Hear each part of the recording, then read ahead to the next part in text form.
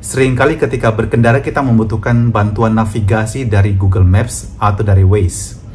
Tapi dalam kehidupan keseharian dan dalam kehidupan spiritual kita tidak bisa mengandalkan Google dan Waze. Kita mengandalkan Roh Kudus. Dan Yesus dalam Injil hari ini berbicara mengenai peran Roh Kudus. Bahkan dalam masa persekusi, dalam masa penindasan pun, Roh Kuduslah yang menuntun para murid untuk mengatakan apa yang harus mereka katakan. Bagaimana kita membuka diri terhadap kehadiran Roh Kudus dan membiarkan dituntun olehnya? Yang pertama, be humble. Tanda orang yang rendah hati adalah mereka yang mau terbuka, mau mendengarkan, mau melihat, dan mau melaksanakan, mau berubah. So, be humble.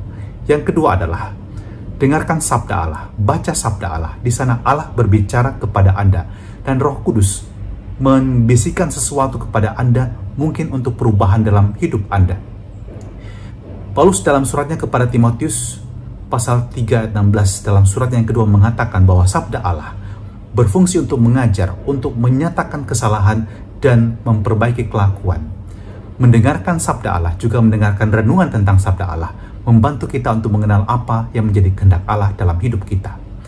Yang ketiga adalah berbicaralah dengan orang-orang yang memiliki kebijaksanaan. Talk to people who have wisdom.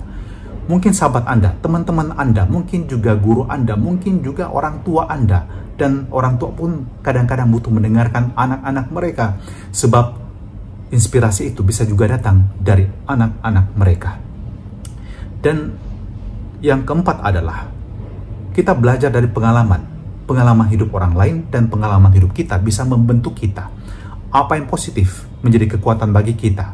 Kegagalan masa lalu tidak boleh terulang. Kita belajar di sana Tuhan juga berbicara kepada kita apa yang menjadi kehendaknya. Yang kelima adalah berdoalah. Kita mengenal berbagai tradisi doa. Juga Anda bisa belajar berdoa meditasi. Di dalam meditasi sesungguhnya orang diajar untuk merendahkan diri. Di dalam meditasi ketika orang masuk ke dalam alam bawah sadar, dia mengenal siapa Allah bagi dia. Dan dia mengenal siapa dirinya di hadapan Allah. Seringkali kita menjumpai diri kita sungguh rapuh dan tidak berdaya. It's okay. It's okay not to be okay. Dan percayalah kekuatan Allah bisa mengangkatmu. Dalam meditasi kita belajar untuk membaca, untuk mendengarkan, dan untuk melakukan kehendak Allah. So, belajarlah untuk mendengarkan suara Allah dalam hidupmu. Dan itu akan membentuk hidupmu dituntun oleh Roh Kudus. Tuhan jadikan pribadi kami yang peka akan kehadiran-Mu. Anugerahkan Roh Kudus dalam hati dekat kami yang menuntun kami dan mengarahkan pikiran kami untuk dapat melakukan apa yang terbaik dalam kehidupan kami ini. Dan turutkanlah berkat-Mu atas semua yang mendengarkan renungan pagi ini dalam nama Bapa dan Putra dan Roh Kudus. Amin. Selamat berakhir pekan.